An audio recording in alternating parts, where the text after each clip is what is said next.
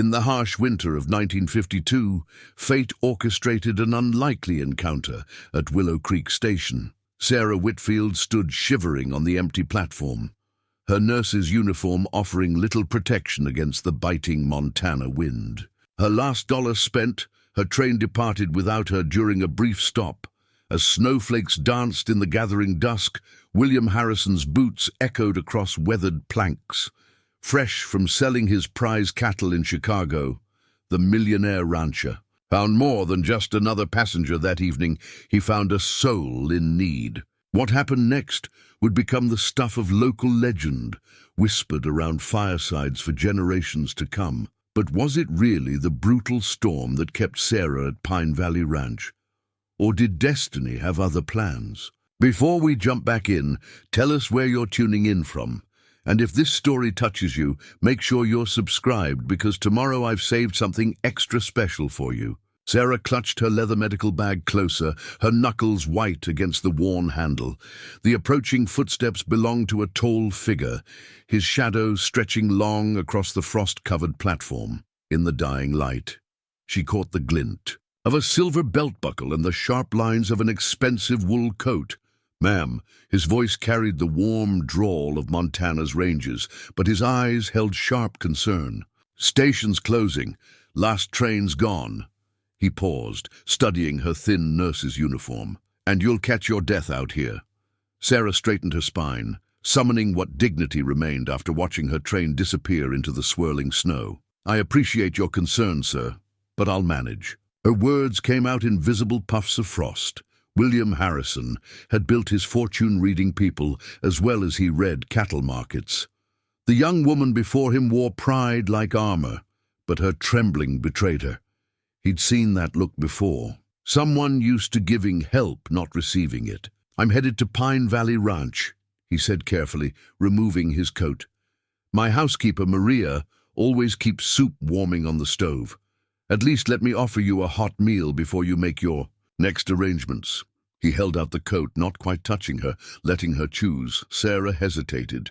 Every lesson from her training at Boston General warned against accepting rides from strangers, no matter how well dressed. But there was something in his steady gaze that spoke of responsibility, of someone used to carrying others' burdens. "I wouldn't want to impose," she managed, even as another shiver racked her frame.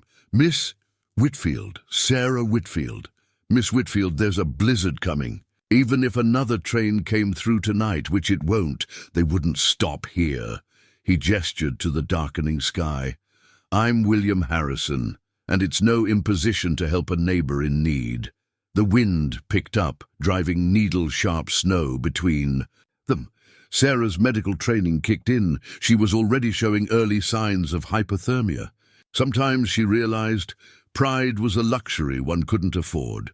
She accepted the coat with trembling fingers. It engulfed her, still warm from his body, carrying the scent of leather and pine. "Thank you, Mr. Harrison." She gathered her bag, following him to a gleaming Packard Caribbean, its deep green paint almost black in the gathering dark. William opened the passenger door, then carefully stowed her bag in the back. The car's interior was butter-soft leather and warm air. Sarah sank into the seat, feeling sensation painfully return to her frozen fingers. As William guided the Packard through the thickening snow, Sarah watched the station disappear in the rearview mirror. With it went her carefully laid plans, the position at Helena General, the fresh start she'd saved 3 years for. "The storm's moving faster than expected," William commented, his hands sure on the wheel as they navigated the increasingly treacherous road. "It'll be slow going, but Pine Valley's only about an hour in good weather. Maria will have everything ready." Sarah nodded, fighting to keep her eyes open as warmth seeped back into her bones. "You're very kind, Mr. Harrison. I don't know many who'd stop for a stranger in weather like this." He smiled slightly, crow's feet crinkling at his eyes. "Out. Here, we look after our own.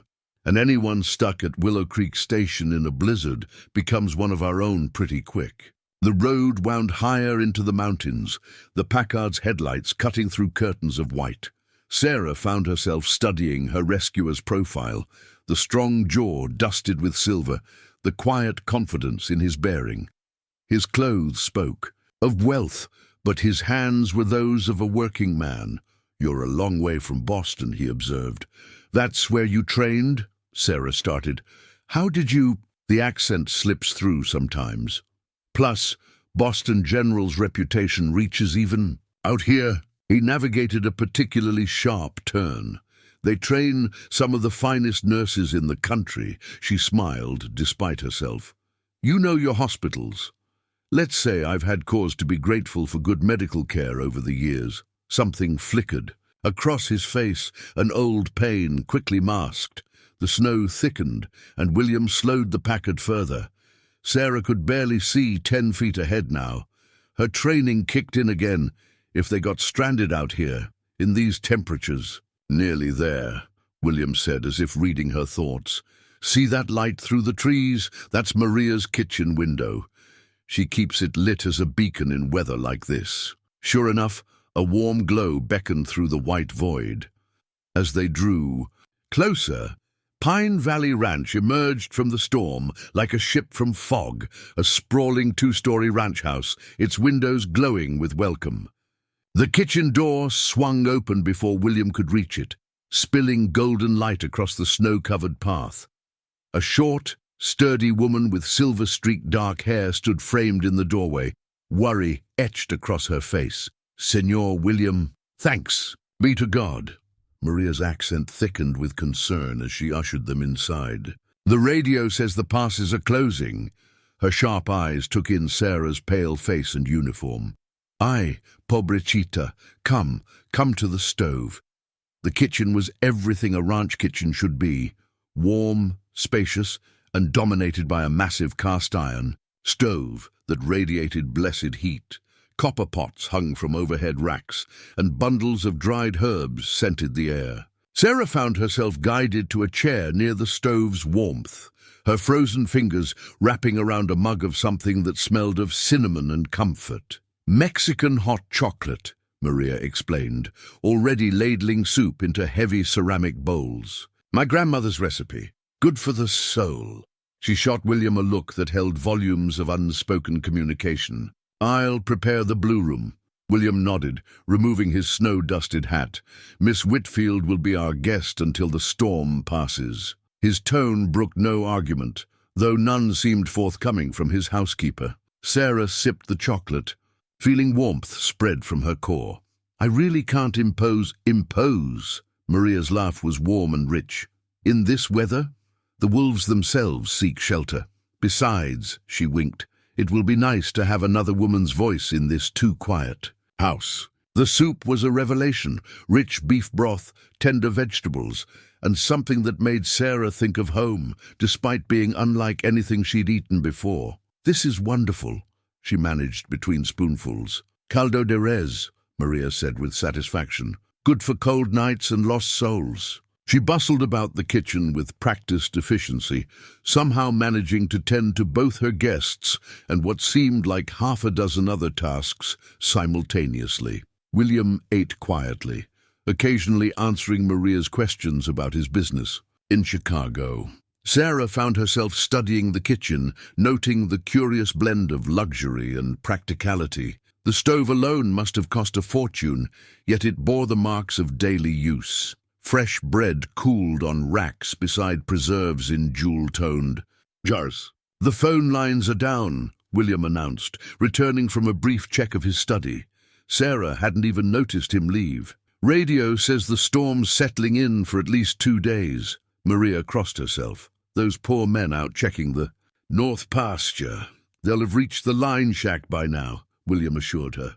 "Rodriguez knows these storms too well to be caught out." Sarah set down her empty mug, fighting a wave of exhaustion.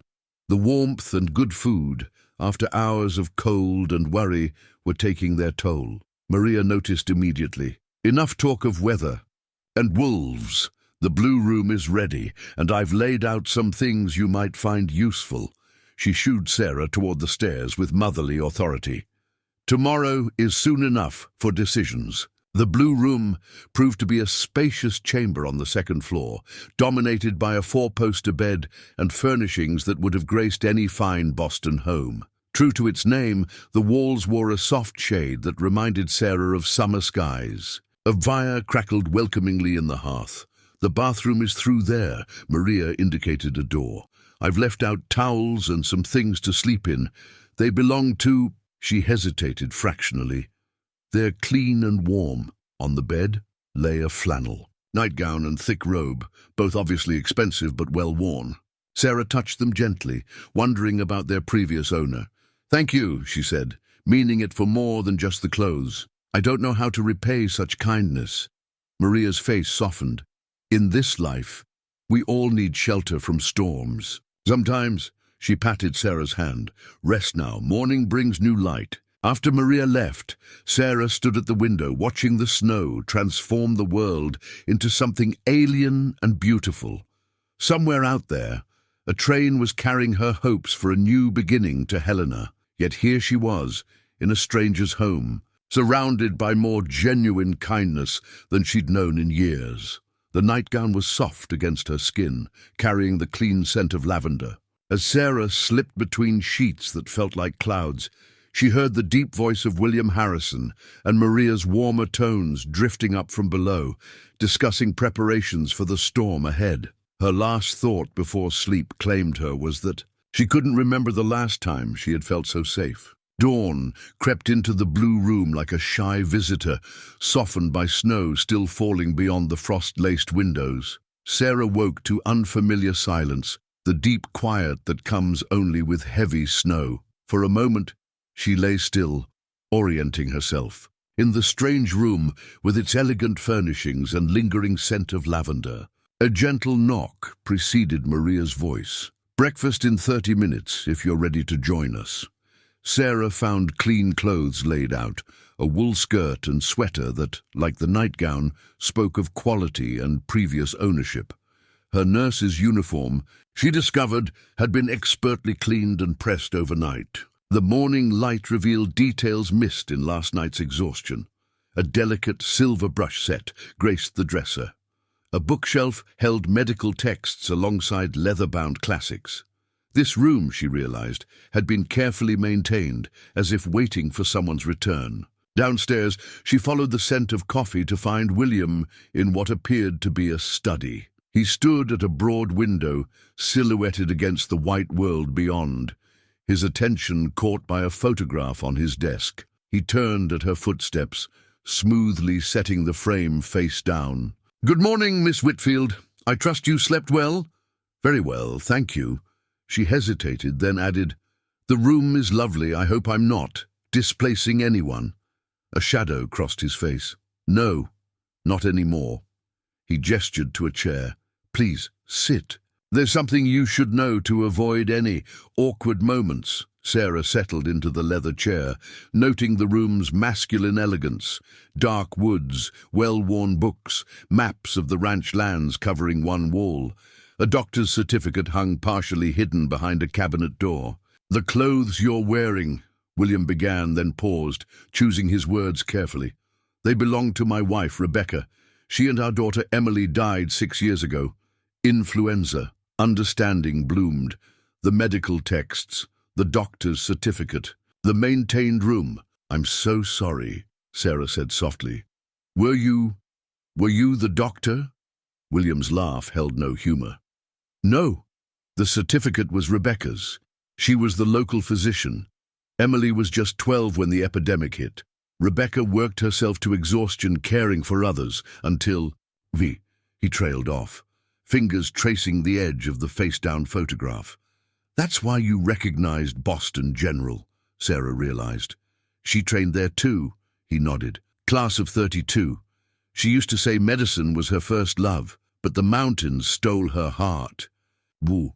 His smile now held warmth tinged with sadness. "She turned down a prestigious position in Boston to practice out here. Everyone thought she was crazy until they understood her vision for bringing modern medical care to the ranching communities." Sarah thought of her own dreams of the Helena position, of making a difference in a place that needed her skills. "She sounds remarkable." She was. William moved to his desk, finally turning the photograph to face Sarah. A striking woman with Laughing eyes stood beside a younger William, their daughter a perfect blend of both parents. All three smiled at something beyond the camera's view, caught in a moment of pure joy. "Maria keeps their rooms ready," he explained. "I've never had the heart to change anything. I hope the clothes don't make you uncomfortable." "No," Sarah assured him. They're being useful again." I think she might have liked that. A comfortable silence settled between them, broken only by the distant sounds of Maria in the kitchen. Finally, William spoke again, his voice thoughtful. "Rebecca used to say that God puts people in our path for a reason. Usually, she said, it's because either they need us or we need them or both." He met Sarah's eyes. "When I saw you on that platform yesterday." "William?" "Sarah." Maria's call interrupted whatever he might have said next. "Breakfast is ready, and the coffee won't stay hot forever." They walked to the kitchen together, each lost in thought. The smell of fresh bread and coffee filled the air, and Maria had set the table with blue willow china that Sarah suspected didn't see daily use. "The storm's settled in properly now," Maria announced, serving thick slices of bread still warm from the oven. "Radio says 2 days, maybe 3. She shot a significant look at William, and Rodriguez sent word by the emergency radio. "They've found injured cattle in the north pasture." "Nothing serious," he says, but Sarah found herself speaking before she could reconsider. "I could help.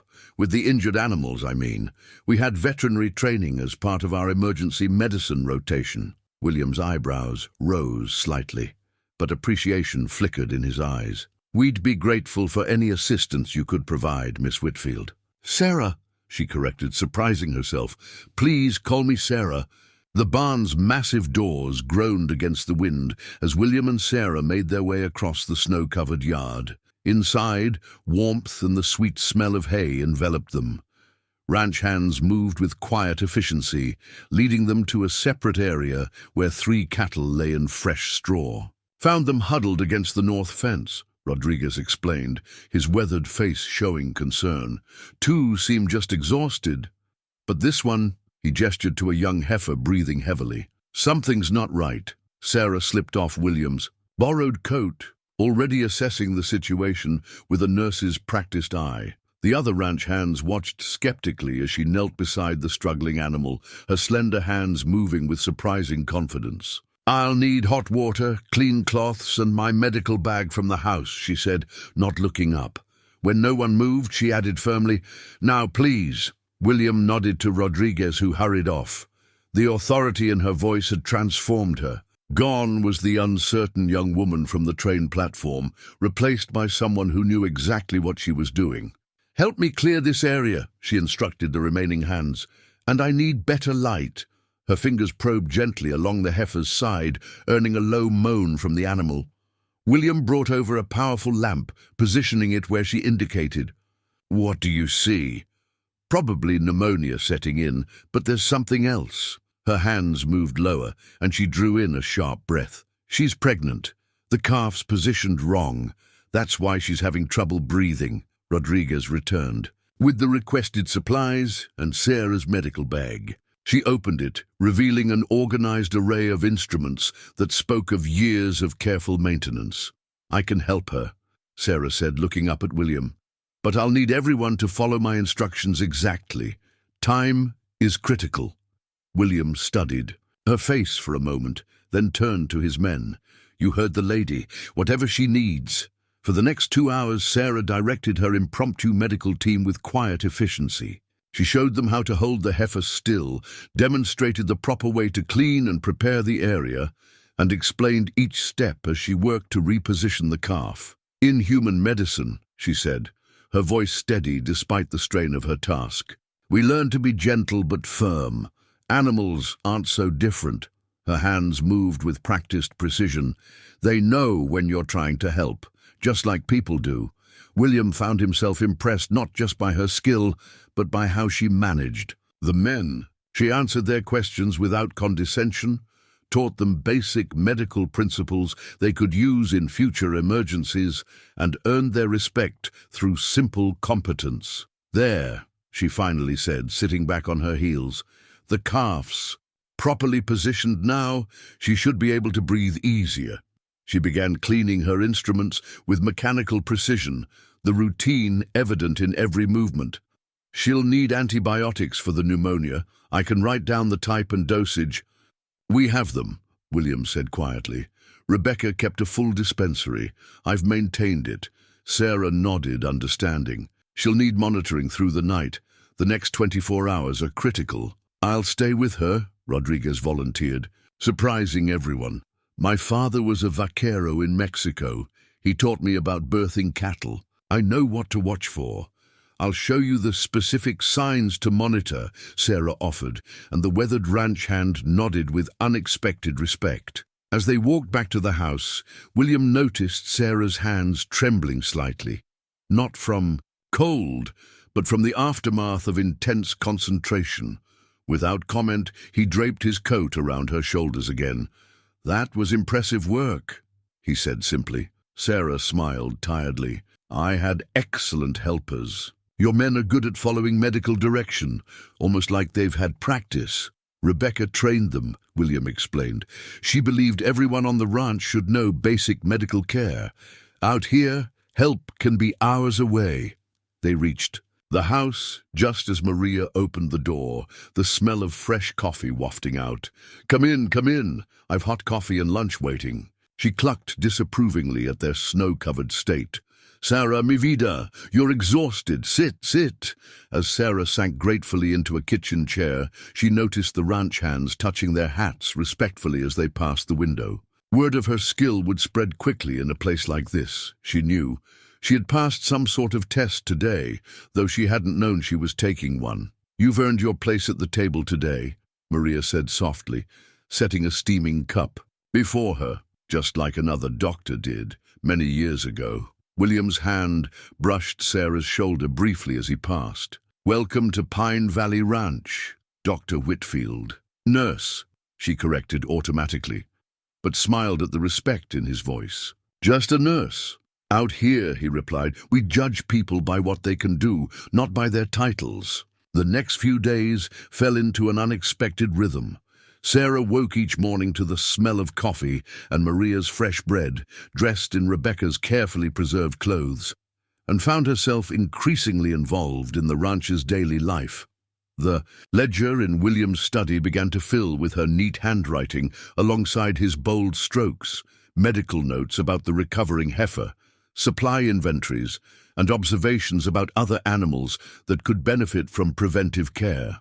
"You have good business sense," William commented one morning, finding her reviewing the medical supply lists. She sat at Rebecca's old desk, morning light turning her hair to copper. "Boston General taught us management alongside medicine," Sarah explained, not looking up from her calculations. "A hospital is useless if you can't keep it supplied." She tapped her pencil thoughtfully. "You've maintained an impressive inventory here, but some of these medications are approaching expiration." William leaned against the desk, studying her focused expression. Rebecca used to say the same thing. She'd drive into Helena twice a year to update everything. Now Sarah did look up, her green eyes meeting his. "The storm's clearing. I could help you organize a new order before I leave for Helena." The word "leave" hung between them like frost on a window. William straightened, his face carefully neutral. "That would be appreciated." He paused at the door. "Though there's no rush. The roads won't be passable for at least another week. After..." He left. Sarah stared at the ledger, her pencil motionless. The position at Helena General had been her dream, a fresh start, away from Boston's painful memories. Yet somehow, in just a few days, Pine Valley Ranch had begun to feel like something more than temporary shelter. The sound of boots on the porch drew her from her thoughts. Rodriguez appeared in the study doorway, hat in hand. "Señorita Sarah, the heifer's time is close. Would you come?" In the barn, Sarah found herself working alongside the ranch hands with practiced familiarity. They moved together like a well-rehearsed dance, each knowing their role. The birth was quick and uncomplicated, nature taking its course while human hands stood ready to help if needed. "A strong bull calf," Rodriguez announced proudly, as if he himself were responsible for the successful delivery. "We'll call him Doc, in your honor." Sarah laughed, wiping her hands on a clean cloth. "Hardly a doctor, Mr. Rodriguez." "Ah, but you have the heart of one," he replied seriously. "And out here, that matters more than papers on a wall." Later, washing. Up in the kitchen, Sarah noticed Maria watching her with thoughtful eyes. "What is it?" "You remind me of her," the older woman said softly. "Not in looks. Rebecca was tall, dark, but in spirit. The way you move in this house, like you understand its rhythms. The way you care for all creatures, not just the two-legged ones." Sarah dried her hands slowly. "Tell me about her." "About both of them." Maria's eyes grew distant with memory. "Rebecca was like a force of nature. She came here as the new doctor, all city Polish and big dreams. William was already successful then, but lonely. They fought like cats and dogs at first. She thought he was an arrogant rancher. He thought she was a naive city girl." She smiled. "But they saw each other's hearts eventually. And Emily, that child was sunshine itself." "The epidemic?" Sarah asked gently. "It came so fast. Rebecca worked day and night, trying to save everyone else's families while her own—" Maria crossed herself. "William wanted to close the ranch, send everyone away to protect them. But Rebecca insisted we stay open, care for our people. Even when Emily fell ill, she kept working. By the time Rebecca herself showed symptoms, it was too late." Sarah thought of the blue room, preserved like a museum of love and loss. It must have been hard for him, staying here with all the memories. He thought about leaving, Maria admitted, but this ranch was their dream together. Rebecca wanted to build a proper clinic here, serve all the local ranches. After we'd lost them, William threw himself into running the ranch.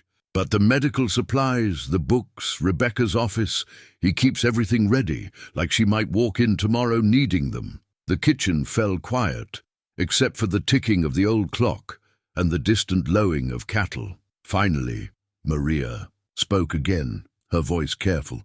"Sometimes, Senorita, God closes one door to open another. The trick is being brave enough to walk through it." Sarah looked out the window to where William stood talking with his men, his figure strong against the snow-bright world. She thought of Helena General waiting for her, and of the quiet strength she'd found here among these people who judged her by her actions rather than her credentials. "But what if you're afraid of wanting what's behind that door?" she whispered, more to herself than to Maria. The older woman just smiled, as if Sarah had confirmed something she already knew. Evening settled over Pine Valley Ranch like a soft blanket, bringing with it a different kind of quiet. The day's work done, Sarah found herself drawn to the study's warmth. William sat in his usual leather chair, reading glasses perched on his nose as he reviewed papers. The old radio on the shelf played softly, some crooner singing about moonlight and memories. "Would you like some company?" she asked from the doorway. A week ago she would have hesitated. Now it felt natural. He looked up, removing his glasses with a slight smile. "Always, though I warn you, ranch accounts make for dull conversation." "Then, perhaps we need better topics." Sarah settled into what she'd come to think of as her chair, tucking her feet beneath her. "Tell me about Chicago. How did a Montana rancher end up making deals in the Windy City?" William set aside his papers, reaching for the decanter of whiskey he kept on a side table. He poured 2 fingers into each of 2 cut crystal glasses, offering one to Sarah with a raised eyebrow. She accepted with a nod. "My father believed in diversification," he began, settling back. "Said a man who only knows cattle knows nothing. He sent me to study economics at Northwestern. I hated every minute of city life, but I learned how money moves." He sipped his whiskey. "Now I spend half my time convincing Chicago investors that Montana beef is worth their attention. And the other half? Right here where I belong, with dirt under my nails and the mountains as my compass." His eyes held a challenge. "What about you?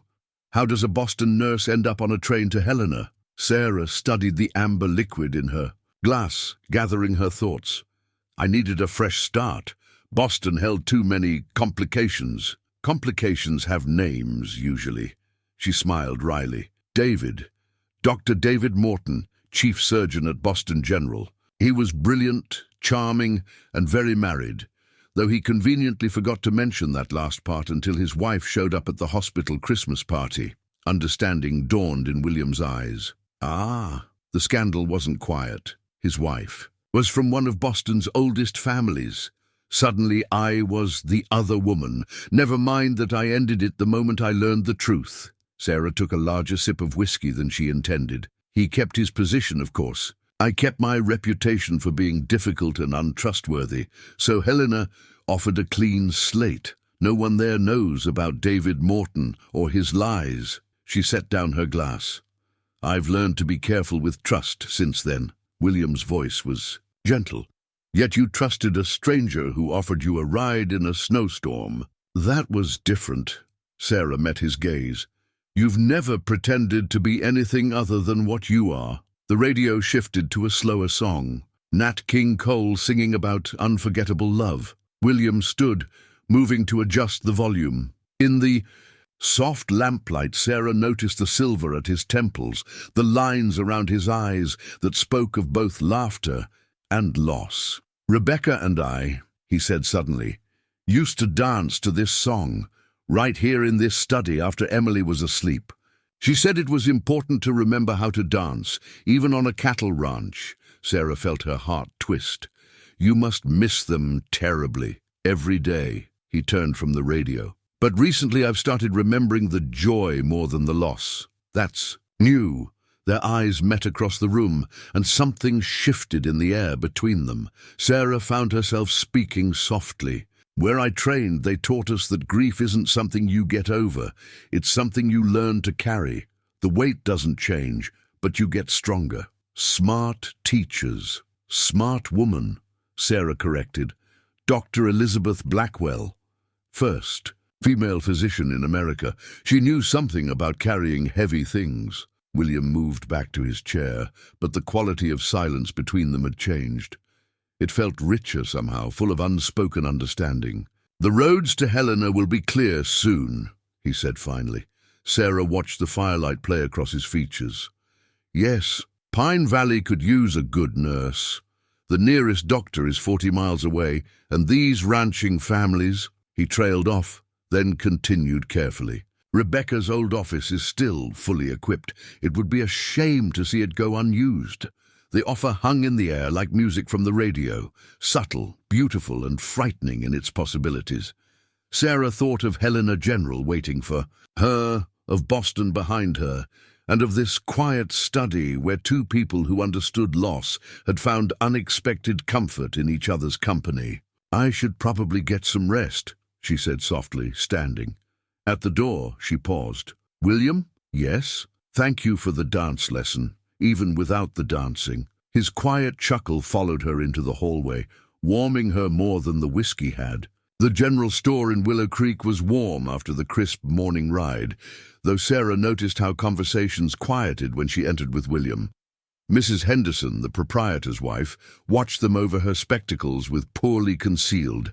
Dressed, Sarah felt suddenly conscious of wearing Rebecca's coat. William Harrison, a sharp voice called from near the coffee bins. Didn't expect to see you in town so soon after Chicago. Judge Matthews's wife, Clara, a pillar of local society, approached with the confidence of old money and older connections. Her eyes raked over Sarah. And who might this be? William's hand settled protectively at the small of Sarah's back. Mrs. Matthews, allow me to introduce Nurse Sarah Whitfield. She's been helping with medical care at the ranch during the storm. Nurse? Clara's perfectly plucked eyebrows rose. How resourceful of you. Her gaze lingered on Rebecca's coat. Though I'm sure the hospital in Helena is wondering where their new nurse has disappeared to. Sarah felt William tense beside her. The storm delayed my arrival, she explained smoothly. Years of handling difficult Boston society coming to her aid. Mr. Harrison was kind enough to offer shelter. Kind indeed, Clara murmured. William has always been generous, especially to stranded young women in need of assistance. The implication hung in the air like poison. William's voice took on an edge Sarah hadn't heard before. "Clara, oh, don't mind me," Clara interrupted with a practiced society smile. "I'm sure everything is perfectly proper, though people do talk, especially when history seems to be repeating itself. Remember that teacher from Bozeman? The one before Rebecca?" Sarah felt as if she'd been slapped. She'd been naive to think a small town would be less cruel than Boston society. Beside her, William had gone rigid with anger. "If you'll excuse us," he said coldly, "we have business to attend to." Outside, loading supplies into William's truck, Sarah finally spoke. "There was someone before Rebecca." William secured a crate with more force than necessary. "Catherine Davis. She was stranded here during a spring storm 15 years ago. I offered her shelter, just like any decent person would." His jaw tightened. Clara Matthews and her circle turned it into something sordid. Catherine left as soon as the roads cleared. 6 months later I met Rebecca. And now history repeats itself. Sarah kept her voice neutral. "The wealthy rancher and another stranded woman." Sarah, "No, I understand perfectly." She wrapped Rebecca's coat tighter around herself. "I've been in this position before, remember? The subject of whispers and judgments. I won't put you through that again." The drive back to the ranch was silent, heavy with unspoken words. Sarah watched the snow-covered landscape blur past, thinking of Helena General and its promise of professional respect. No whispers, no society matrons measuring her worth by her background. Maria was waiting when they returned, her face concerned. "Senor William, Rodriguez needs you at the north fence. Something about broken posts." William hesitated, looking at Sarah, but she was already heading inside. In the blue room, she began gathering her few belongings, folding Rebecca's borrowed clothes with careful precision. A knock at the door made her turn. Maria stood there, watching her with knowing eyes. "Running away again, Mejia?" "Being sensible," Sarah corrected. "I won't be the cause of gossip that hurts William's reputation or the ranch's." Maria snorted. "Reputation? William Harrison could buy and sell everyone in Willow Creek twice over. You think he cares what Clara Matthews says? He should care. Business depends on relationships, and relationships depend on reputation. I learned that in Boston." "Ah, Boston." Maria came fully into the room, settling onto the bed. "Where you learned to run from fights instead of winning them." She picked up one of Rebecca's sweaters. "You know what they said about her? That she was throwing away her career, coming to this backwater to play doctor to cowboys. That William only wanted her for her family's connections." She smiled at Sarah's surprise. "Oh yes, Rebecca came from money too, but she stayed and proved them all wrong, built something real here." "That was different," Sarah protested. "She was his wife. And before that, you think it was easy for them?" "Rebecca used to say that people who gossip are just angry, that you have the courage to live the life they're afraid to try." Maria stood, patting Sarah's cheek. "The question isn't what Clara Matthews thinks. The question is what you want." Sarah touched the soft wool of Rebecca's sweater. I want to make a difference, to use my skills where they're needed, to build something real." "And you think you'll find that in Helena? In another big hospital where you're just one more nurse?" Before Sarah could answer, they heard William's truck starting up again outside. Maria moved to the window. "He's heading to town again," she said quietly. "Probably to have words with Judge Matthews about his wife's behavior." "That man?" She shook her head fondly. "He fights for what matters to him." Sarah joined her at the window, watching the truck disappear down the snow-packed drive. "I never asked him to fight for me." "Mi vida," Maria said gently. "Sometimes the heart fights, even when the head says run." The china cup shattered against the study's fireplace just as William walked in. He stood in the doorway, snow melting from his coat, watching Sarah stare at the broken pieces of Rebecca's favorite teacup. "I'm sorry," she whispered, already kneeling. "To gather the fragments. I was angry, and I'll replace it." "Some things can't be replaced." His voice was tired. He'd been gone for hours dealing with Judge Matthews and the aftermath of Clara's gossip. Though some can be repaired, don't. Sarah's hands trembled as she collected the pieces. Don't make this into a metaphor about staying. I can't be Rebecca for you. The silence that followed was deafening. Then William crossed the room in 3 long strides, catching her hands before she could cut herself on the broken china. I have never, he said with quiet intensity, asked you to be Rebecca. Haven't you? Sarah pulled away, emotions finally boiling over. Her clothes, her office, her medical books, even her teacup, for God's sake. This whole house is a shrine to her memory, and I'm just some stray you picked up at a train station. Is that what you think? There was something dangerous in his voice now. That I offered you shelter because you remind me of my dead wife. Didn't you? The lonely widower, the stranded woman. Clara Matthews certainly thinks Clara Matthews, William cut in, is a bitter woman who never forgave Rebecca for choosing ranch life over Boston society, just like she'll never forgive me for choosing Rebecca over her daughter. Sarah stopped, pieces of china forgotten in her hands. What? William ran a hand through his silver-streaked hair. Before Rebecca, the Matthews family had plans. Their daughter Anne was perfect for me. Right connections, right background. They never understood why I fell in love with a doctor who preferred treating ranch hands to attending society parties. And Catherine Davis was engaged to Clara's nephew. When she stayed here during that storm, Clara saw a chance to revive old gossip, make Rebecca doubt me. It didn't work then, and it won't work now. Sarah set the broken pieces on his desk, needing something to do with her hands. I'm not running because of Clara Matthews. I'm running because... She drew a shaky breath. Because every time you look at me working in Rebecca's office, wearing her clothes, drinking from her cups, I see the shadow of what you've lost. And I can't compete with a ghost. Sarah, William's voice softened. He reached out, turning her to face him. Rebecca wasn't a saint or a martyr. She was a stubborn, brilliant woman who threw society's expectations in their faces and built something meaningful here. Sound familiar? Despite herself, Sarah felt a smile tug at her lips.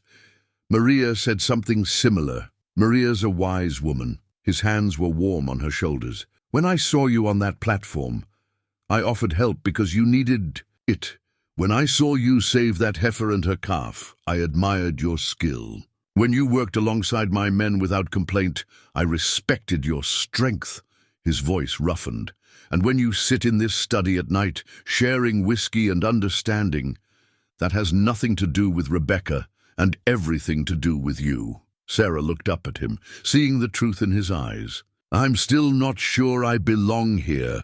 Neither was Rebecca at first. Neither was I, taking over from my father. Belonging isn't something you find, Sarah. It's something you build. She thought of the ranch hands tipping their hats to her, of Maria's maternal wisdom, of the local families who could benefit from proper medical care. And if I wanted to build something here, then we'd start with Rebecca's old office. Update it. Make it yours. These mountains need a good nurse more than Helena does. His thumb brushed her cheek, wiping away tears she hadn't realized were falling. And I'd like you to stay. Not as Rebecca's replacement, but as yourself. Sarah closed her eyes, leaning into his touch. The gossip won't stop. Let them talk. We'll give them something worth talking about. She opened her eyes to find him smiling, that rare, full smile that transformed his whole face. On his desk, the broken teacup pieces. They caught the firelight.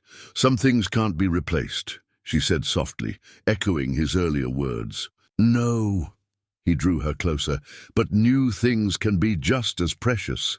When he kissed her, it felt nothing like an ending. It felt like the first page of a new story, one that would be uniquely their own. In the doorway, unnoticed, Maria smiled and quietly pulled the door closed.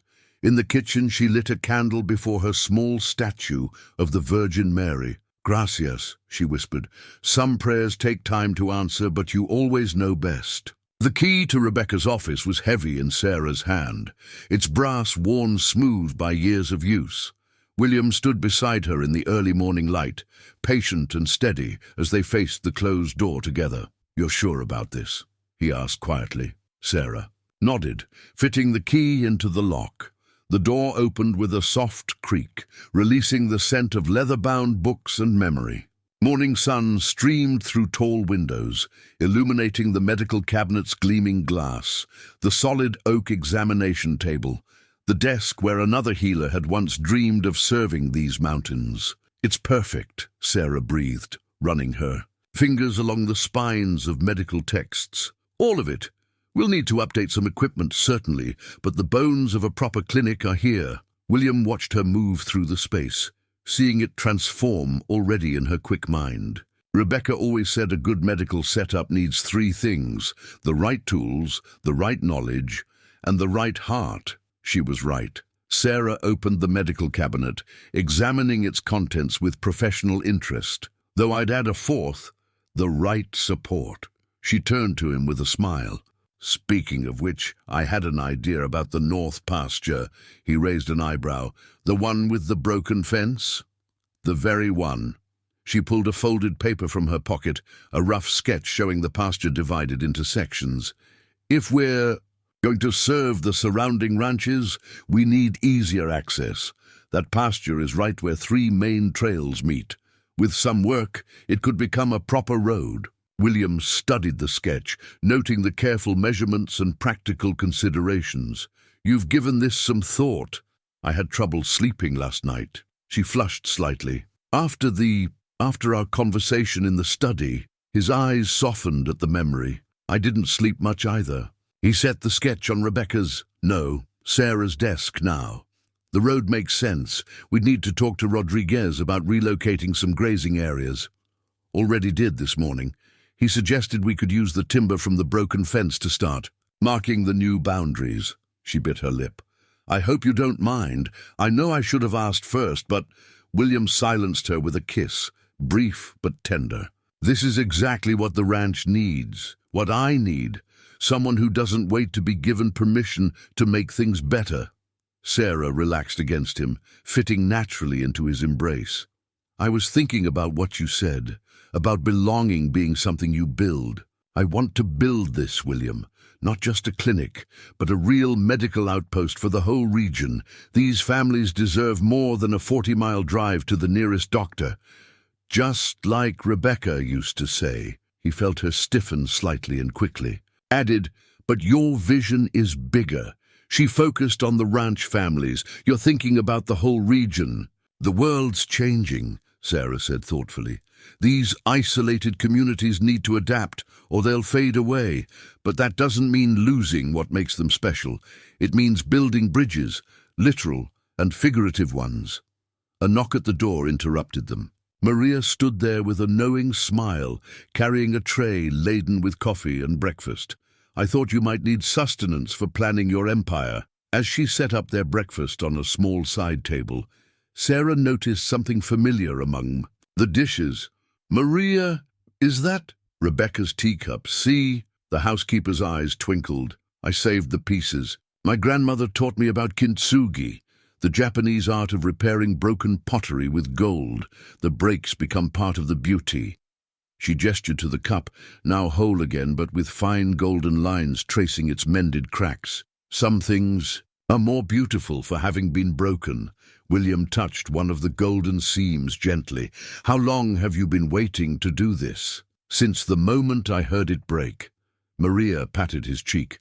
"Some of us have faith in new beginnings." She headed for the door, then turned back. "Oh, and Rodriguez says the men are ready to start marking the new road whenever you give the word. News travels fast on a ranch." After she left, Sarah picked up the repaired cup. "She's quite something, your Maria." "Our Maria," William corrected. "Just like it's our ranch now. If that's what you want." Sarah set the cup down carefully and took his hands in hers. "What I want is to build something real, something that honors the past, but isn't trapped by it." She gestured to the office around them. Rebecca built an incredible foundation here. Let me build on it, make it grow into something she would have been proud to see. William drew her close, breathing in the lavender scent of her hair. She would have liked you, you know. Your spirit, your determination to make things better. Tell me about her, not the saint or the ghost, but the real woman who loved these mountains enough to change her whole life for them. Together they sat in the morning sun, sharing coffee from a broken cup made beautiful again, as William began to speak of love and loss and the courage to begin anew. The first test of their new understanding came sooner than expected. Sarah was organizing medical supplies when she heard the commotion, a truck arriving too fast, voices raised in urgent calls. She reached the porch just as Rodriguez helped. A young woman from the passenger seat, her face contorted in pain. "The baby," the woman gasped. "Something's wrong." Sarah shifted instantly into professional mode, all thoughts of reorganizing forgotten. "Bring her to the clinic. Maria, I need hot water and clean linens." Her voice carried the quiet authority that had become familiar to the ranch hands. "William, call Dr. Sanders in town. He should know we have an emergency case." Only after they had the woman, Jenny Cooper, wife of a neighboring rancher, settled in the examination room, did Sarah allow herself to feel the weight of the moment. This would be her first real test as Pine Valley's medical provider. "I can send for Dr. Sanders," William offered quietly, reading her expression. "It's only 40 miles. Sarah shook her head, already washing her hands with practiced efficiency. "No time. This baby isn't waiting for 40 miles of mountain roads." She met his eyes.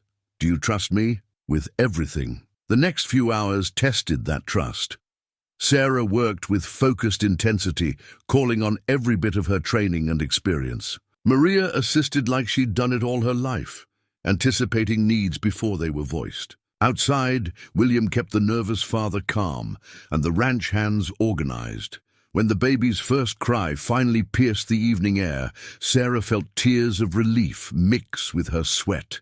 "A healthy girl," she announced to the exhausted mother, small, but fighting. Later, after mother and daughter were resting comfortably and the proud father had made his excited phone calls, Sarah found William in their office, staring at an old photograph. "Emily was born right here," he said, without turning. Rebecca insisted, said if she was going to tell other women to trust her with their births, she had to trust herself with her own. Sarah wrapped her arms around him from behind, resting her cheek against his back. She was right. Trust goes both ways. He turned in her embrace. "You were amazing today. Jenny Cooper won't forget what you did for her and that baby." "I was terrified," Sarah admitted. "Not of the medical side. I've assisted in hundreds of births. But this was different. This was home," William finished. "This was helping neighbors, not just patients." A knock interrupted them. Rodriguez stood in the doorway, hat in hand. "Sorry, but there's something you both should see." They followed him to the front porch. In the gathering dusk, a line of trucks and cars was pulling into the ranch yard. Jenny's father-in-law's truck led the procession. "Word travels fast in ranch country," William murmured. Old man Cooper approached the porch, his weathered face serious. Sarah felt William's hand find hers, offering silent support. "Nurse Whitfield," Cooper began formally. "My granddaughter, Jenny told us what you did, how you handled things." He cleared his throat. "We've been worried since Doc Sanders started talking about retiring. 40 miles is a long way when things go wrong." There were nods from the gathered ranchers and their wives. Sarah recognized faces from town, people who had watched her with suspicious eyes just days ago. "We had a meeting," Cooper continued. "All the local families. We'd like to propose something." He pulled out a folded paper.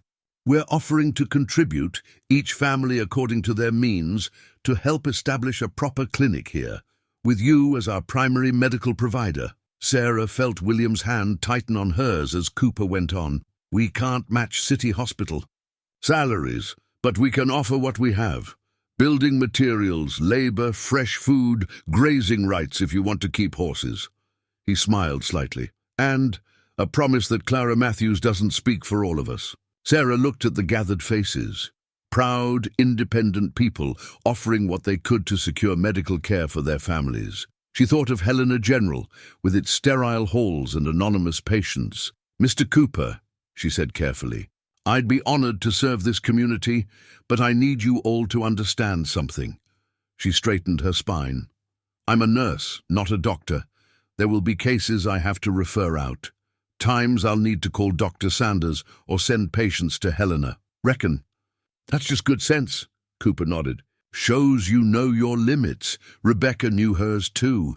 Didn't make her any less valuable to us." Sarah felt William's quiet pride beside her as she addressed the crowd. "Then I accept. We'll build something good here together." A cheer went up from the gathered families. Maria appeared with coffee and fresh bread, and the front yard became an impromptu celebration. Sarah found herself accepting handshakes and hugs, hearing stories of births and injuries and medical emergencies that highlighted just how much this clinic was needed. "See," William murmured in her ear as they watched their neighbors share coffee. "And plans. Sometimes belonging finds you while you're busy building other things." Spring came to Pine Valley Ranch like a painting being unveiled, each day revealing new colors beneath the winter white. Sarah stood at the clinic windows, watching the morning sun transform patches of emerging grass into emerald jewels. On her desk, the ranch's planting calendar lay open, its pages filled with William's precise handwriting, marking the rhythms of ranch life. "Penny for your thoughts." William's voice came from the doorway. He'd been up since dawn, overseeing the spring cattle rotation. "Just thinking about cycles," she replied, touching the calendar. "When I arrived, everything was buried in snow. Now," she gestured to the view, where the first wildflowers dotted the meadow. Having second thoughts. There was no anxiety in his question, just gentle curiosity. Sarah turned to face him, taking in his appearance, still handsome in his work clothes, silver hair tousled by the spring wind. "No, the opposite, actually.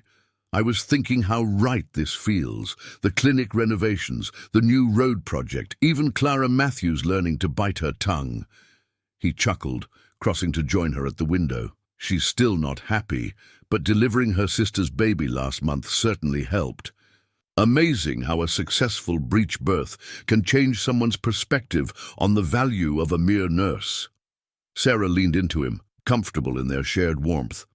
"The contractor says the clinic expansion will be ready before summer, right when Dr. Sanders starts his retirement. Perfect timing." William pointed to where Rodriguez was directing the installation of new fence posts along the widened access road. "The families have been as good as their word about helping. Cooper's boys did more work in a day than a paid crew would in 3. Sarah nodded, thinking of the community's continued support. Every week brought offerings, fresh eggs from the Peterson farm, hand-sewn curtains for the clinic from Mrs. Rodriguez, Cooper's wife teaching her to make proper biscuits during long evening chats. Small gifts that spoke of acceptance, of belonging. "I got a letter from Helena General yesterday," she said quietly. William stilled beside her but didn't pull away. "And they wanted to know if I'd reconsider their offer. They've lost 2 nurses. To the city and—" She turned to face him fully. "I wrote back this morning. Told them I've found where I'm meant to be." The smile that broke across his face was like sunrise in the mountains. Without warning, he swept her into a dance, humming their song from that night in the study. "William," she laughed, even as she followed his lead. "What's got into you?" "Just happy," he said simply, but his eyes held deeper meaning. "Sarah, I've been wanting to ask you something." She felt her heart skip. "Yes?" He reached into his pocket and pulled out a small, worn, velvet box. "This was my grandmother's, then my mother's, then Rebecca's." He opened it to reveal a simple but elegant ring, its diamond catching the morning light. Each of them made it their own, added their own story to it. I hoped you might want to add yours." Sarah stared at the ring, feeling the weight of its history. "William, you don't have to answer now," he said quickly. I know it's soon, and there's the clinic to consider, and—" She silenced him with a kiss, pouring all her certainty into it. When they parted, she was smiling through tears. Yes. Yes to the ring. Yes to the story we'll write together. Yes to all of it. His hands shook slightly as he slipped the ring onto her finger. It fit perfectly, as if it had been waiting for her all along. A delighted squeal from the doorway made them turn.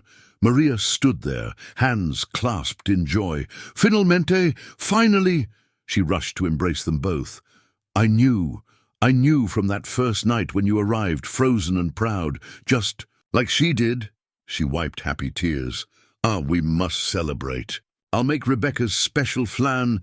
"Maria," Sarah caught her hands, would you teach me to make it? Not because I want to be Rebecca, but because it should be part of our family's traditions going forward." The older woman's face softened with understanding. "Sí, mi hija, we'll make new traditions while keeping the good of the old ones." She touched the ring gently. "This ring has seen much love. Now it will see more." Looking out at the ranch, their ranch, Sarah saw the future unfurling like the spring meadows. The clinic would grow, serving the families who had put their trust in her. She and William would build their life together, honoring the past while writing their own story. And maybe someday another young woman would find shelter here during a storm, discovering that sometimes the best journeys are the ones that lead you home. "Dance with me again," she asked William softly, as he took her in his arms. The morning sun painted the clinic in shades of promise, and somewhere in the distance the first meadowlark of spring began to sing. The late spring evening found Sarah in Rebecca's old sewing room, now temporarily transformed into what Maria called Wedding Central. Her wedding dress, a cream-colored silk that Mrs. Cooper had somehow sourced from a boutique in Helena, hung by the window catching the golden light. "Something borrowed," Maria announced, entering with a small wooden box. Inside lay a delicate lace veil, carefully preserved. "Rebecca's mother wore it. Then Rebecca. Now you." Sarah touched the lace gently. "Are you sure?" Rebecca would have insisted. Maria's voice was firm. She believed beautiful things should be shared, not shut away in boxes. She hesitated, then added softly, "William told me she made him promise to love again, near the end. She said the ranch needed life, laughter, children." Sarah wrapped her arms around the older woman who had become more mother than housekeeper over the months. "Thank you, Maria, for everything, for helping me find my place here." A commotion outside drew them to the window. William's truck was pulling up, loaded with fresh-cut wildflowers from the mountain meadows. Mrs. Rodriguez and her daughters had volunteered to handle the decorations, transforming the ranch's great room into a celebration of mountain spring. "The whole valley's coming," Maria said proudly. "Even Clara Matthews asked if she could bring her famous peach pies." Sarah laughed. "Amazing what delivering 3 babies in 1 month will do for local relations." She'd earned the community's respect, not just through the dramatic cases, but through the daily work of rural medicine. Splinting ranch hands, broken fingers, treating children's fevers, teaching preventive care to families used to waiting. Until things got serious, the sound of horses made them look out again. Rodriguez was leading a string of riders, young men from neighboring ranches, coming to help set up the outdoor seating for the ceremony. Among them was Jenny Cooper's husband, the baby girl secured in a special carrier on his chest. "Look at them all," Sarah marveled. "When I first came here, I thought I was just sheltering from a storm, and instead you found an army." Maria smiled. "That's how it works out here. We take care of our own." A knock at the door revealed Mrs. Peterson, carrying a covered basket. "Fresh eggs for the wedding breakfast," she announced, and she pulled out a small package wrapped in tissue paper. "Something blue. All the ladies in town contributed." Inside was a delicate sapphire pendant on a silver chain. "It's beautiful," Sarah breathed. "We wanted you to have something from all of us," Mrs. Peterson explained, "to welcome you properly to the family." The days leading up to the wedding blurred together in a whirl of activity. William's business partners flew in from Chicago, their city sophistication softening in the face of genuine ranch hospitality. Dr. Sanders drove up from town to personally deliver his wedding gift, the transfer of his remaining patients to Sarah's care, along with his complete medical records. "They trust you," he told her gruffly, "more than they ever trusted this old sawbones. You've got the touch, girl, that mix of skill and heart that can't be taught." The evening before the wedding, Sarah found William in their study, Rebecca's, repaired teacup in his hands. "Having doubts?" she asked softly. He looked up with a smile that erased the worry lines from his face. "About you? Never. Just thinking about journeys, how sometimes the wrong train can lead you to the right destination." Sarah settled into her chair, no longer Rebecca's chair but hers, with its own memories of shared whiskey and quiet conversations. "I've been thinking about that too, about all the choices that led us here. If I hadn't trusted a stranger in a snowstorm, if I hadn't been delayed in Chicago, if Maria hadn't kept soup warming on the stove." They shared a quiet laugh, comfortable in their understanding. Outside, they could hear the sounds of the ranch preparing for tomorrow, hammers tapping as the men raised the wedding arch, women's voices singing old hymns as they arranged flowers, children's laughter as they ran errands for the adults. "Listen to them all," William said softly. This was what Rebecca wanted for the ranch. Not just a successful business, but a heart for the community. "You've helped make that real." Sarah reached for his hand. "We all did it together. That's what family means, isn't it? Building something bigger than ourselves." He brought her hand to his lips, kissing the ring that carried generations of love. "Tomorrow we make it official. Though if you ask Maria, we've been family since that first night." They finished together, and their laughter mingled with the evening sounds of the ranch. Cattle lowing in the distance, horses nickering in their stalls, and the first whippoorwill welcoming the dusk of their last night before becoming husband and wife. Dawn broke over Pine Valley Ranch with the kind of pristine clarity that only mountain mornings bring. Sarah stood at her window, watching the sun paint the peaks gold, thinking of another morning months ago when she'd woken in this room as a stranded stranger. Now the blue room had become just one more chapter in her story, ready to be transformed into a nursery or guest room as their life together unfolded. Maria bustled in, already dressed in her finest, carrying coffee and what looked suspiciously like medicinal brandy. "For the nerves," she winked, adding a splash to Sarah's cup. "I'm not nervous," Sarah realized with quiet certainty. "I feel like I've been walking toward this day my whole life, even when I didn't know it." The morning passed in a blur of activity. Mrs. Cooper and her daughters arrived to help with hair and makeup. Jenny brought her baby girl, now crawling and dressed in a tiny flower girl dress. Clara Matthews appeared with not just her famous peach pies, but also a gift, a leather-bound medical journal. "It was Rebecca's," Clara said softly. "I've had it since the epidemic. She'd want you to have it, to add your own notes, your own stories." Sarah accepted the journal, understanding the peace offering for what it was. "Thank you. Perhaps you'd help me document some of the local medical history? Your memory of the community would be invaluable." Clara's smile was genuine. "I'd like that." Outside, the ranch had transformed. Wildflowers and ribbon decorated the fence posts leading to a simple wooden arch facing the mountains. Chairs lined the grass where hay bales would normally sit, filled with a mix of ranch hands in their Sunday best and Chicago business associates looking slightly out of place, but charmed by the authenticity of it all. William waited beneath the arch, silver hair gleaming in the morning sun, looking every inch the successful rancher in his tailored suit. But it was his expression when he saw Sarah that everyone would remember.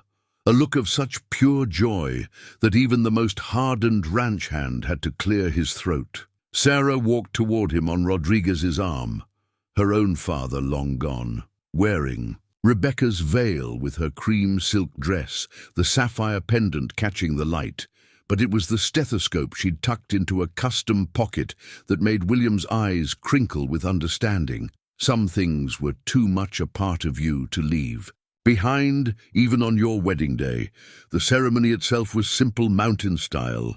They spoke of love and partnership, of building on foundations while creating something new. William's voice roughened when he promised to cherish her uniqueness, never wanting her to be anyone but herself. Sarah's rang clear as she pledged to honor the past while walking boldly into their future.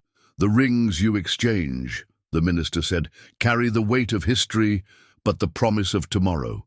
Like this ranch, like this community, they represent the eternal circle of renewal and hope. When William kissed her, the cheers from their assembled family, blood and chosen alike, echoed off the mountains. Later, people would say they'd heard the celebration all the way in Willow Creek. The party that followed was pure ranch hospitality. Tables groaned with food from every family in the valley. Children played tag between the adults' legs. Chicago. Executives learned to two-step from ranch wives, while young cowboys shyly asked city girls to dance. As evening approached, William led Sarah away from the celebration to the clinic's porch. In the golden light, he handed her a set of keys. "Wedding gift," he explained, "the deed to the clinic building in your name. Your own property, your own domain." He squeezed her hand. Rebecca believed that a marriage worked best when both people had their own space to grow. Sarah touched the keys, feeling the weight of trust and possibility. She was right, she smiled up at him. "I have a gift for you too." She led him to her office where a new sign hung beside the door. Pine Valley Medical Clinic, Sarah Whitfield. Harrison, RN, continuing the legacy of Rebecca Harrison, MD, serving our mountain communities together. William traced the letters gently. "Perfect," he whispered. "Absolutely perfect." From the party they could hear Maria calling for them. Time for the first dance. As they walked back, Sarah paused. "Listen," she said softly. The evening air carried the sounds of their world. Laughter and music, cattle in the distance, the eternal wind in the pines. But underneath it all was something else. The sound of life going on, of community thriving, of a future being born from the best parts of the past. "Ready, Mrs. Harrison?" William held out his hand. Sarah took it, feeling the future unfold before them like the valley below. "Ready, Mr. Harrison, for everything." The crisis came on an ordinary Tuesday, 3 months after the wedding. Sarah was updating patient records when Rodriguez burst into the clinic, his usually composed face tight with worry. "Cave-in at the Cooper Silver Mine," he reported breathlessly. "Multiple injured. They're bringing them here. Closest medical help." Sarah was already moving, muscle memory from her emergency room days taking over. "How many?" 4, maybe 5. Bad conditions. Support beam gave way. She hit the intercom William had installed, connecting the clinic to the main house. "Maria, emergency protocol, and get William. We'll need the truck ready for transport if any need Helena." Within minutes, the clinic transformed. Maria arrived with extra supplies, while ranch hands cleared the great room for additional beds. William appeared as the first truck roared up, his face grim but focused. "Cooper's boy Tommy's among them," he said quietly. "Jenny's husband." Sarah nodded, pushing down personal feelings. She'd delivered their baby, celebrated their joy. Now, she needed professional distance. The injured arrived in quick succession, 2 with minor injuries, cuts and bruises, 1 with a badly broken arm. But Tommy Cooper and the mine foreman had taken the brunt of the collapse. "Tommy first," Sarah ordered, assessing both men quickly. "He's got internal bleeding. Mr. Evans can wait 5 minutes. His injuries are serious but stable." William touched her shoulder briefly, support and trust in one gesture, before organizing the walking wounded to help where they could. The clinic hummed with controlled urgency. "Pressure dropping," Maria reported, monitoring Tommy's vitals. The young father was pale under the coal dust, his breath coming in short gasps. Sarah worked with focused intensity, years of training guiding her hands. "He needs surgery. This is beyond what I can do here." She met William's eyes. "Helena's our only choice. Roads are bad from the morning rain." Rodriguez warned. Usual routes flooded. There's the old logging road, William said. Rougher, but higher ground. I can have him there in 2 hours. He might not have 2 hours. Sarah made a quick decision. I'm going with you. Maria, can you handle Mr. Evans? Go, the older woman said firmly. I'll radio Dr. Sanders for backup with the others.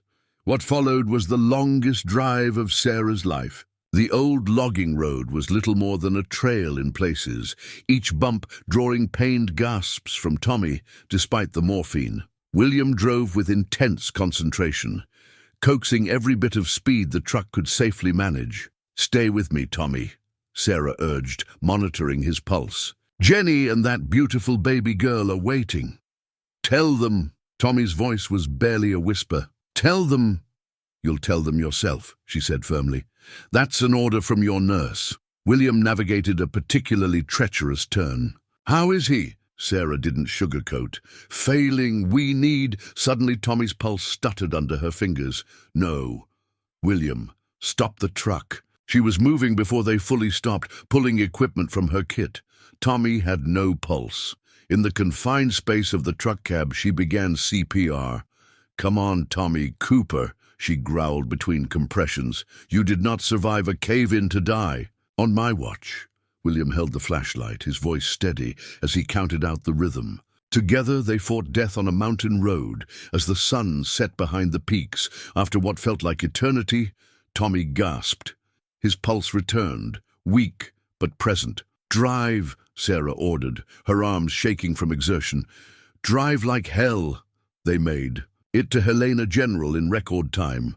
Hours later, Sarah sat in the surgical waiting room, still covered in coal dust and Tommy's blood, when Jenny arrived with the baby. He's going to make it, Sarah told her, relief making her voice crack. The surgery went well. He's young and strong. Jenny hugged her fiercely, the baby squashed between them. Clara Matthews told me what you did on the road, that we almost lost him twice. We weren't going to let that happen, Sarah looked up to find William returning with coffee. We weren't going to let those company doctors be the first to treat one of our own. Later, driving back to Pine Valley in the pre-dawn quiet, William reached for her hand. You know what Tommy said when he woke up? He said he held on because he heard you ordering him to live. Said you sounded just like his mama. Sarah laughed tiredly. Whatever works. You saved his life, not just with medicine, but with love. We saved his life, she corrected. I couldn't have done it without you. She squeezed his hand. That's what partnership means, isn't it? Being stronger together than apart? The sun rose over Pine Valley as they drove home, painting the world in shades of promise. In Helena, Tommy Cooper was beginning his recovery. In the clinic, Maria would be tending to the other miners. And here, on a mountain road that had seen both death and resurrection, a husband and wife drove toward home, their bond strengthened by the night's trials. We make a good team, Mrs. Harrison, William said softly. Sarah smiled, remembering their first drive together through a snowstorm. That felt like a lifetime ago. The best, Mr. Harrison, the very best. Autumn painted Pine Valley in shades of gold and crimson as Sarah made her morning rounds. The clinic's new wing hummed with quiet activity. 2 expectant mothers on bed rest, a ranch hand recovering from appendix surgery, and old Mr. Peterson getting his weekly checkup. Through the windows, she could see William directing the last of the harvest preparations, his voice carrying across the yard as he coordinated with Rodriguez. Blood pressure's much better, Mr. Peterson, she noted, updating his chart. Those new medications are doing their job. Wouldn't have them if not for you, the old rancher grumbled good-naturedly. City doctors wanted me to drive in twice a week for monitoring. At my age, you brought the medicine to me instead. Sarah smiled, remembering the supply network she'd established with Helena General. That's what community medicine is about, meeting people where they are. A soft knock preceded Maria's entrance. Sorry to interrupt, but the health department. Inspector is here early. Sarah squeezed Mr. Peterson's shoulder. Duty call, same time next week? In her office. A stern-faced woman from the state health department was reviewing files with meticulous attention. Sarah recognized the type from her Boston days. Bureaucrats who could make or break a small medical facility with their reports. "Mrs. Harrison," the inspector began, "your application to upgrade from a nursing station to a full rural health clinic is unusual." "How so?" Sarah kept her voice professionally neutral. "You're requesting permissions typically reserved for doctor-led facilities. The scope of services you're providing, the patient load..." She shuffled through papers. "You've performed emergency procedures, managed chronic conditions, even assisted in surgical cases. All within my nursing certification," Sarah pointed out. "And with full backup from Dr. Sanders and Helena General?" "Yes, I've spoken with them. They're surprisingly supportive." The inspector looked up. "As are your patients. My office has received letters from every ranch family in the valley, testifying to the essential nature of your services." Sarah hadn't known about the letters. She felt a warm glow of pride and gratitude. "There's also," the inspector continued, "the matter of your predecessor. Dr. Rebecca Harrison's reputation still carries weight with the board." "I'm not trying to replace Rebecca," Sarah said quietly. "I'm building on her foundation, adapting it for today's needs. These families deserve comprehensive care, even if it comes from a nurse instead of a doctor." The inspector was silent for a long moment, studying Sarah over her glasses. Finally, she closed her file. "The board will need time to review everything, but..." She allowed herself a small smile. "I'll be recommending approval of your upgrade request. What you've built. Here is exactly what rural healthcare should look like." Later, sharing the news with William over lunch in their study, Sarah found herself emotional. "It doesn't feel real. 6 months ago I was just trying to prove myself. Now you're revolutionizing rural healthcare delivery." William finished proudly. "Rebecca would be amazed at how you've expanded her vision." Sarah touched the repaired teacup on her desk, their daily reminder that broken things could become beautiful in new ways. "It's not just me. The whole community made this possible." As if to prove her point, the sound of trucks approaching drew them to the window. The Cooper family was leading a procession of vehicles up the drive, truck beds loaded with the harvest's bounty. "The annual harvest share," William explained, "though it looks bigger than usual this year." Indeed, as families unloaded their offerings, Sarah saw more than the usual provisions. There were handcrafted items for the clinic, quilts for patient, beds, curtains for the new rooms, even a beautiful rocking chair for the waiting area. Jenny Cooper, heavily pregnant with her second child, waddled over to hug Sarah. "We wanted to show our appreciation, especially after Tommy." She patted her belly. "And this little one will be here soon. Wouldn't want to deliver anywhere else." The day turned into an impromptu harvest celebration. Tables appeared on the clinic lawn, loaded with potluck dishes. Children played while adults shared news and plans. Sarah moved among them, checking on patients informally, receiving updates on recovering folks, scheduling future appointments. "You've done it, Mivida," Maria said softly, appearing at her side. "You've made this place exactly what it needed to be." Sarah watched William chatting with Rodriguez about winter preparations, saw Clara Matthews teaching city wives her famous pie recipe, noticed how the Chicago business associates now looked comfortable in their Western boots. "No," she corrected gently. "We've done it. All of us together." The autumn sun cast long shadows across the valley as Sarah took in the scene. The expanded clinic, the thriving ranch, the gathered community. She thought of that scared young woman on a snowy train platform, running from scandal toward an uncertain future. Sometimes she realized you had to get lost to find your way home. The winter wind still bit sharp at Willow Creek Station, but this time Sarah was wrapped in her own coat, a Christmas gift from William, perfectly tailored to her frame. They stood together on the platform where they'd first met, watching the afternoon train pull away into the gathering dusk.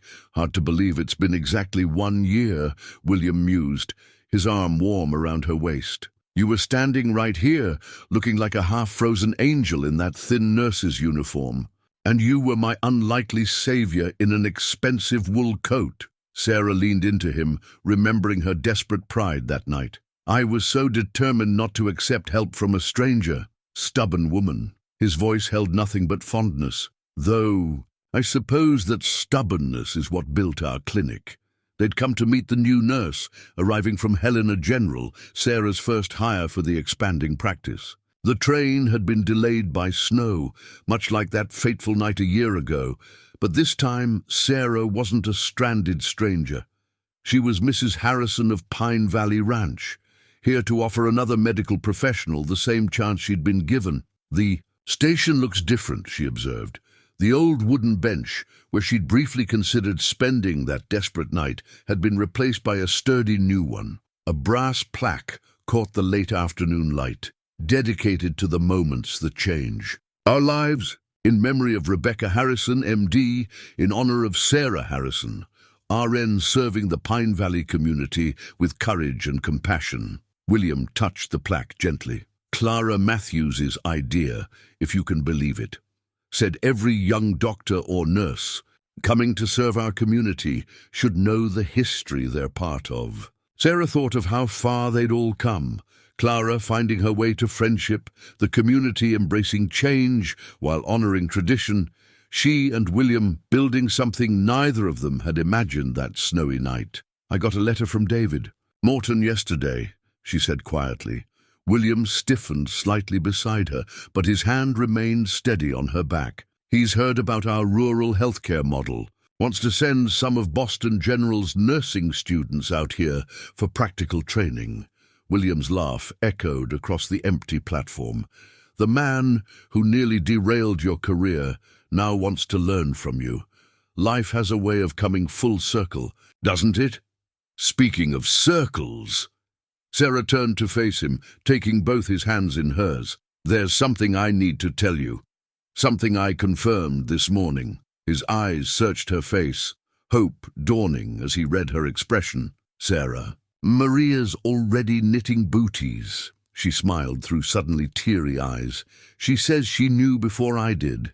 Due in late summer, according to my calculations." William pulled her close, his kiss tasting of joy and winter air. When they parted, she saw tears in his eyes too. "Rebecca's old nursery could use some updating," Sarah finished, "though I'd like to keep the rocking chair. Every mother who's sat in it has delivered healthy babies. Seems like good luck." The sound of an approaching vehicle made them turn. Rodriguez was right on schedule, bringing hot coffee and Maria's fresh bread for their wait. "Any sign of the new nurse?" he called, then noticed their emotional faces. "Ah, I should come back?"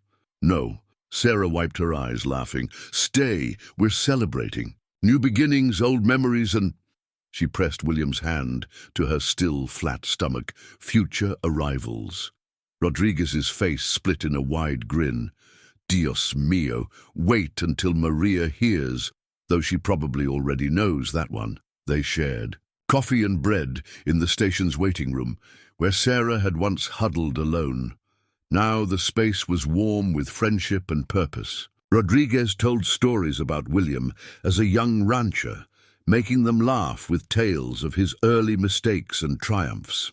As twilight deepened into evening, headlights appeared through the snow. The delayed local train was finally arriving, carrying their new nurse and, with her, the next chapter in Pine Valley's story. "Ready?" William asked softly. Sarah squeezed his hand, thinking of all that had led to this moment. The pain in Boston that had sent her running, the storm that had stranded her, the community that had embraced her, the love that had healed them. "Both. Ready," she answered. "For everything." Together they stepped onto the platform where their story had begun. The train's whistle echoed off the mountains. The same sound that had once filled Sarah with despair now rang with promise. Soon they would welcome another medical professional to their growing family, show her the beauty of rural medicine, help her find her own place in the valley's embrace. Behind them, the brass plaque gleamed in the station lights, reminding all, who passed that sometimes the worst moments of our lives can lead us exactly where we need to be, and ahead of them stretched all the years to come, filled with healing, growth, and the kind of love that builds something greater than ourselves. 5 years passed like seasons changing in the mountains, each one bringing new growth, new challenges, and new joys to Pine Valley Ranch. On a bright autumn morning, Sarah stood on the clinic's expanded porch, watching her daughter Emily, Rebecca Harrison, chase butterflies through the garden Maria had planted. At 4, Emily was a perfect blend of her parents, William's silver-grey eyes and Sarah's copper hair, his quiet strength and her healing hands. Even now, she carried her toy medical kit everywhere, treating everything from Rodriguez's arthritic knee to the ranch cat's imaginary ailments, just like her namesakes, William said softly, appearing beside Sarah with their infant son, Thomas. William cradled against his chest. Both of them. The clinic had grown into something beyond even Sarah's early dreams. 3 more nurses had joined the practice, each bringing their own specialty. The teaching program with Boston General was thriving, sending a steady stream of medical students to learn rural healthcare. Clara Matthews had become their most vocal supporter, serving as community liaison and ensuring every visiting student felt welcomed as family. Mrs. Harrison, one of the new nurses, Kate, appeared in the doorway. The group from Helena General is here for the Rural Medicine Conference. Sarah smoothed her dress and checked that Thomas was settled with William. This conference had been her idea, bringing together medical professionals from across the state to share knowledge about serving remote communities. But the timing of this particular gathering held special meaning. In the clinic's main conference room, converted from the original great room where she'd once treated her first emergency cases, Sarah faced a room full of eager faces. But her eyes were drawn to the back wall, where a new addition had just been unveiled.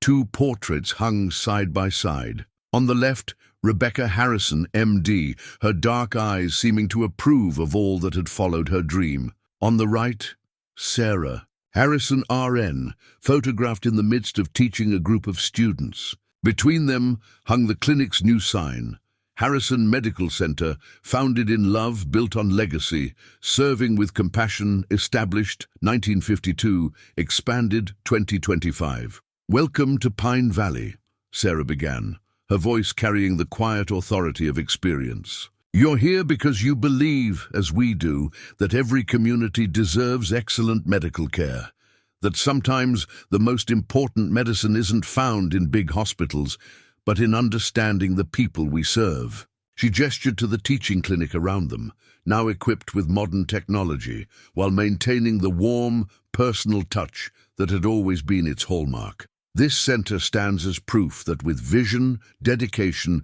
and community support, rural medicine can be more than just basic care. It can be transformative. Through the windows, she could see William walking the grounds with Thomas, stopping to lift Emily onto his shoulders as she pointed at something in the distance. Maria was in her garden, teaching visiting medical students about the healing properties of traditional herbs. Rodriguez led a group tour, proudly showing off the facilities that now served as a model for rural health centers across the country. But the real story of Pine Valley, Sarah continued, isn't about buildings or programs. It's about how love can transform us, heal us, and help us build something greater than ourselves. Every person who comes through these doors, whether patient, student, or provider, becomes part of that story. After the presentation, as the visitors broke into discussion groups, Clara Matthews approached with tears in her eyes. "I was so wrong about you," she said softly. "We all were. You didn't just continue Rebecca's legacy, you expanded it beyond anything we could have imagined." Sarah hugged the older woman, remembering how far they'd come from those early days of whispered gossip and judgment. We all did it together. That's what community means. Later that evening, after the visitors had gone and the children were asleep, Sarah and William stood in their study. The repaired teacup sat in its place of honor, its golden seams gleaming in the firelight. Through the windows, they could see The lights of the medical center, where the night shift nurses would be making their rounds.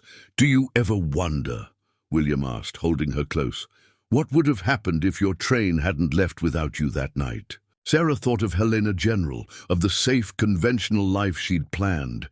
"Sometimes, but then I look at our children, our clinic, our community." She turned in his arms.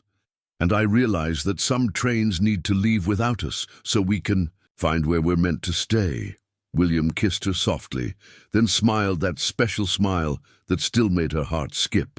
"Dance with me?" As they swayed together in their study, just as they had on countless nights before, Sarah felt the rightness of it all. Outside, Pine Valley Ranch sprawled peaceful under the stars, its buildings telling a story of how love could transform not just two people, but an entire community. And somewhere, Sarah liked to think, Rebecca was smiling, knowing her legacy had grown into something even more beautiful than she'd dreamed, just as a broken teacup could become stronger and more precious at its mended places.